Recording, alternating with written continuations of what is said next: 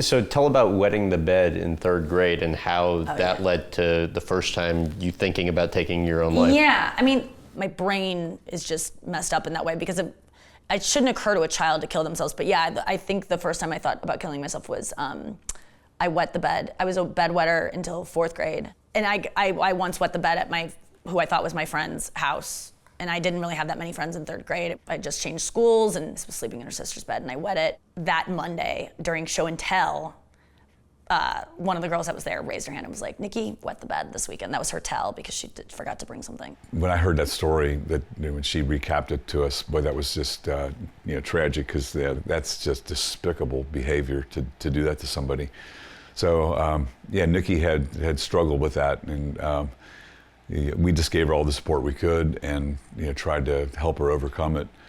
But that was a tough little setback. I just was having dark thoughts already, but I think the first time was like when I went to fourth grade, I was so scared that's because fourth grade is when girls started liking boys started kind of being in the periphery, and I was like, if boys found out I wet the bed, if this somehow travels to another classroom and makes it to fourth grade with me, makes it to fifth grade and then middle school, like, I'll have to kill myself. And I remember like having the thought of like, man, I don't want to, but I will have to. No one talks about it because they are scared they're gonna alarm everyone they know, but there are lots of people that think about killing themselves like a lot. Usually I'm like sleeping a lot when I'm depressed, and something that I do to lull myself to sleep is like think about killing myself. But there's sometimes that it feels like a warm blanket, and I don't know how to describe that. And I'll never do it because I've lost people to suicide, and like specifically I have one best friend who has lost two really close friends to suicide.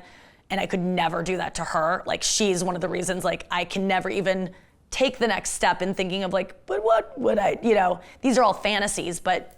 I mean, but when you're in that, like, what specifically do you think about? Usually very violent. I mean, I think about every single way that you could think of. So one time we were on a plane and I looked back and she wasn't in the seat that she was in. And then I looked back and this is an hour later and she's still not. And my brain, which is probably messed up in a way too, I think she's maybe in the bathroom and she's decided to end it, And it's like, when I even say it out loud now, I don't realize like how it almost sounds ridiculous. Oh, I would never do it there. That is such an inconvenient place. People would think I'm just taking a dump. No. That really makes me so sad, and that's why I've like this last time around I was saying such dark things, and thank God I have friends that can like listen to it and not like call the cops. I don't think she realizes what it does to the other person, of them like, okay, well, either I'm gonna take you seriously and take you at your word and be extremely worried, or I'm gonna eventually just have to become numb to it to deal with it, knowing that the track record shows 2 days later we're going to be having fun and laughing and whatever. I have a joke about it, but the thing that I always come back to is like when I'm depressed, it's usually my house is a mess. I'm not taking care of myself, and so I'm too embarrassed to like, oh my God, what if like EMTs show up and see that like my underwear has a spray tan and they think it's like diarrhea or something. Like those are the things that I go, I'm so depressed, I can't clean up. I'm not gonna leave my mom this mess to take care of. Like that makes me want to kill myself, is thinking about my mom like going through my stuff and being like, she's mourning the loss of me and she has to clean up. So like, I hate to be funny about it, but those are the kind of thing like I'm gonna stick around for other people. I share things that people don't normally share, and thank God I can. Like I think that's another reason I'm alive, is because I found a way to share these really, really dark thoughts, and thus I get a ton of people writing me being like, oh my God, I have that too. And then I don't feel so alone. She pulls no punches at all. And I think, everybody has to keep something in, but she just bears it all out there.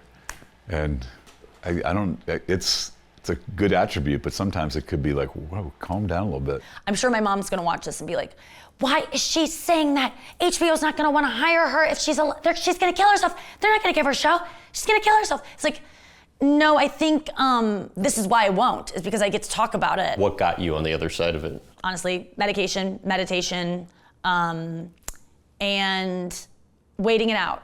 Knowing that it's not gonna last forever. But that's the scary part, is that when it goes on for a couple days, you start going, this is the real way it is. And I don't wanna feel better because I know the truth and everyone else is blinded to the truth. So I rely on my friends who I trust to be like, hey, you're sounding of concern right now. And like, can I recommend some things that I've heard in the past have gotten you out of this? Do you want to maybe take your meds today? And I struggle with meds because they make me feel so good that I feel like Lance Armstrong. I feel like I'm doping.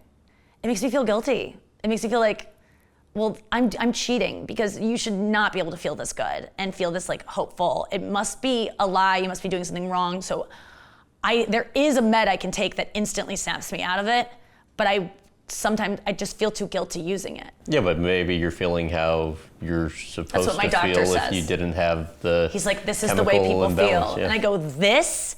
Like the first time I drank, it was the best feeling in the world. And I was like, why doesn't everyone do this all the time? And then it led to me drinking all the time. And obviously that wasn't good. So I don't trust when things feel too good. And I feel like you're being an addict and you're abusing them. So I just struggle with it. But I think after this last bout of depression, I can't mess around with it anymore. And I have to stay on meds. I would rather have the negative side effects of feeling guilty, or, you know, sometimes the meds make me want to smoke pot to like come down from it. And I don't like to smoke pot, but if that's what's gotta be so I don't want to kill myself, then that's the lesser of two evils there.